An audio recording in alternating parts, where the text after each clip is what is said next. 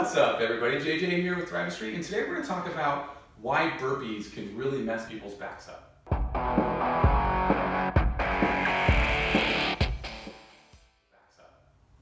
So what can happen with burpees is I've seen games athletes do this to their backs. I've seen regular folks do it where they end up with a back issue right after the workout or the next day. And I look at the programming and I say, okay, well, we weren't doing any like real heavy deadlifts or anything that on the surface looks like it could be a back thing. But what it is, a lot of times, can be the burpees.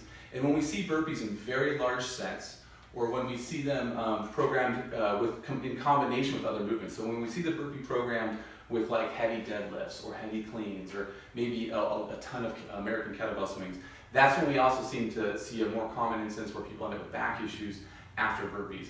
And what's usually going on, and this comes back to a kind of a coaching issue and an education issue, is we see people as they do the burpee, especially when they're fatigued. Obviously, at the beginning of the workout, we don't see this. It's usually after round 3 or round 4, burpee 70 or 80 or whatever, is we'll see people, they're fatigued, they just want to fall down. So they just round their back to go down and they flop to the floor. So they're going to round their back, and then they're going to kick their legs out or step out or whatever, and then they're going to go down to the floor and touch. Now, this is where it gets bad. We see this hyper extension of the back, right? So let's call it cobra pose or whatever. And when they're doing this, especially as their shoulders fatigue, especially as their arms fatigue from the push-up, they're going to be using their back muscles to pull themselves up even more.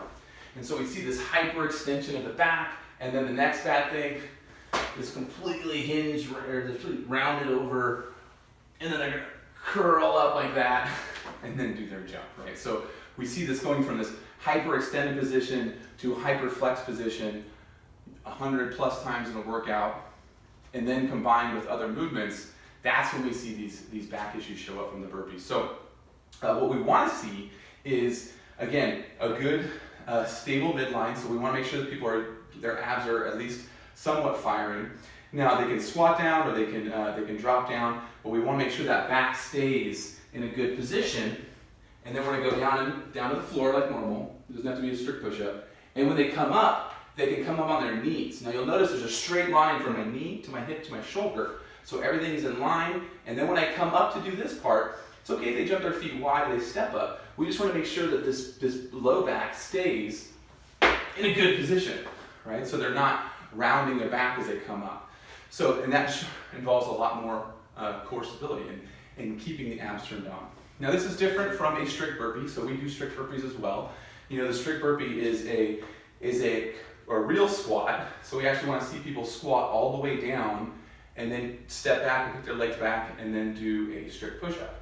And that's a whole nother discussion in a different video, but yeah, the main thing is on these sort of kipping burpees, if you will, is that hyperextension, hyperflexion, and for lots of reps, and then especially when we're pairing it with other things. So try to be, if you're doing programming, try to be aware of that. Don't program these movements, you know, like a lot of burpees with something like heavy deadlifts without being very deliberate with it. And only if you guys as coaches are teaching people how to do these things correctly. So that's it for today, guys. Thanks a lot, and I'll see you in the next video.